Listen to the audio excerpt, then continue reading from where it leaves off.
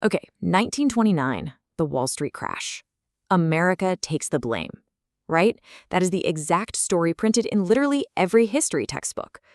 But what if it's completely wrong?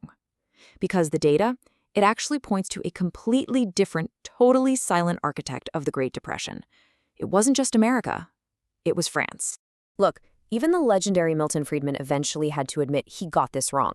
For years, he blamed the US Federal Reserve, but later on, when he really dug into the hard numbers, he had to point the finger straight at France. He actually realized their contribution to the whole crisis was much, much greater than anyone ever wanted to admit.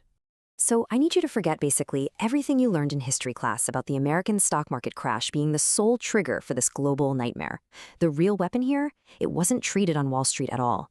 It was a catastrophic policy failure thousands of miles away, hidden deep inside bank vaults.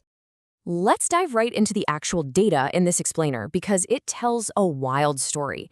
Back in 1926, France held a measly 7% of the world's gold reserves. No big deal, right? Well, by 1932, they went on this absolutely relentless hoarding rampage. They literally quadrupled their share to 27% in just 6 years. And it gets crazier. By 1932, just two countries, the US and France, managed to hoard a staggering 60% of the world's monetary gold. 60%. They basically formed this massive financial black hole, effectively choking the life out of every single other economy on the planet. So how did they weaponize all this gold? Well, France executed this deadly maneuver called sterilization. It's basically a brutal four-step playbook. 1. Suck in massive amounts of global gold. 2. Lock it away in impenetrable vaults. 3. Completely refuse to print a single cent of new money against it. And 4. Instantly suffocate the global money supply. They literally drained the financial oxygen right out of the room. Now, you might be thinking, wait, didn't the US do this too? Yeah, they did, but the approaches were completely different. While the US Federal Reserve tightened things up in 1928 and then eventually backed off, the Bank of France was aggressive. They were relentlessly hoarding without any mercy. The US eased up, France just kept squeezing.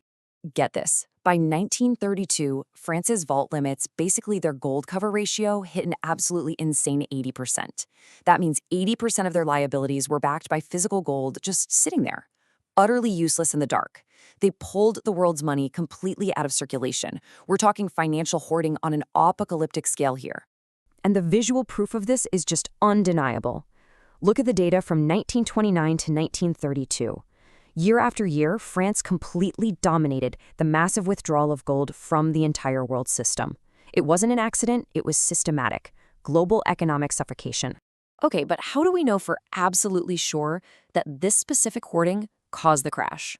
Well, economist Douglas A. Irwin built this rigorous counterfactual model. It's essentially a parallel universe data model. By mathematically isolating France's hoarding, he simulated what the global money supply would look like without it. Like, what if they had just played by the normal rules of the gold standard? The resulting data brilliantly illustrates a horrific truth.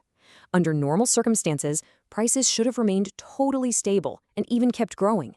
But instead, reality was this catastrophic plunging crash caused entirely by the hoarding.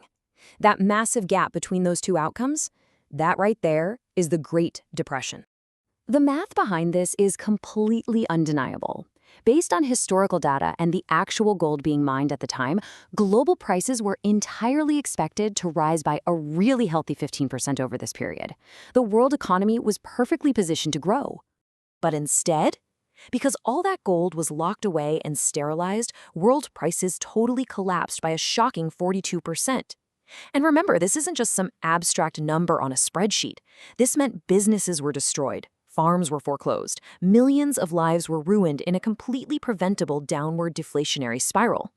Falling prices meant falling wages, vanishing jobs, and utter economic collapse. As you track the timeline, the true culprit really emerges. America definitely shared the blame initially in 1929, sure. But by 1931 and 1932, France was almost entirely responsible for the global money shortage. They became the ultimate global gold sink.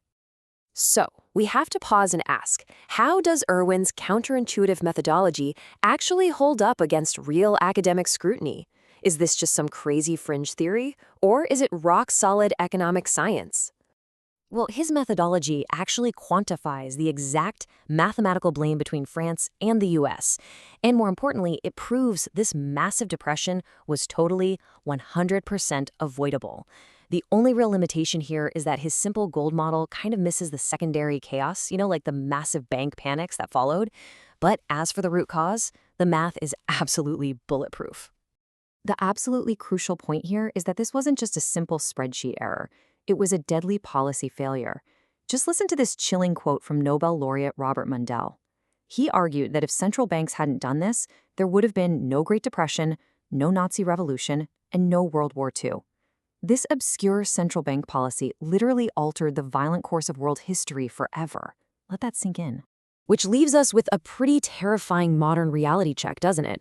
If a single central bank's hidden obscure policy triggered the darkest decade of the entire 20th century, it really begs the question, what data are central banks hiding today? What exactly are they doing with our money right now, behind closed vault